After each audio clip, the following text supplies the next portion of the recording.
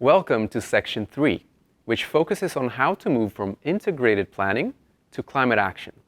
We will explore how climate planning works in practice over 4 subsections: setting targets, prioritizing actions, financing climate action, and tracking progress. We have seen how the world is far from being on track to limit global warming. Since cities account for more than 70% of global emissions, they must do their fair share of work to prevent warming from exceeding 1.5 degrees Celsius by 2050. But how can cities do this? Cities need a clear strategy based on solid evidence that will determine the scale, timing, and focus of the work ahead of them. The city's plans must be in alignment with the latest evidence from the IPCC. That is what science-based targets are about.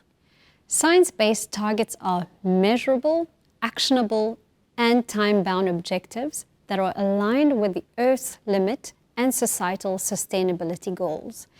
In other words, to plan for a better future, cities need to set clear, ambitious, and achievable targets, always based on evidence. In this subsection, you will learn how cities should set science-based targets to deliver the most effective, impactful, and inclusive climate actions. To start, climate action targets should be guided by 3 main principles. They should be science-based, equitable, and complete. First, being science-based means relying on scientific analysis, on authoritative data, such as greenhouse gas inventory or a climate risk assessment. If targets are not based on evidence, they will not have much credibility, are unlikely to attract financing, and will not ensure that the city is going in the right direction to respond to the urgency and scale of the climate crisis. Second, targets must be equitable. That means considering the differences between cities, such as the city's historical contributions to greenhouse gas emissions, intergenerational considerations, differences between stages of development among countries and within a country, and different city profiles, such as whether a city is industrial or services-oriented. The responsibility and ability to act depends on those differences. In other words, everyone is responsible for halting climate change, but there are differentiated responsibilities. For instance, a global south city is not responsible for taking the same level of effort to reduce emissions as a global north city. Why? Because economies in the global north have benefited from fossil fuels to drive their economy for many years, whilst those in the global south are still growing and developing economically. Third, targets should be complete. That means being robust and comprehensive, considering different sectors, sources, and types of greenhouse gases, as well as having both midterm and long-term ranges. For example, a city may have clear mitigation targets to reduce emissions in transportation and energy by 2030 or 2050, but may not have interim or final targets for other sectors, such as waste or adaptation.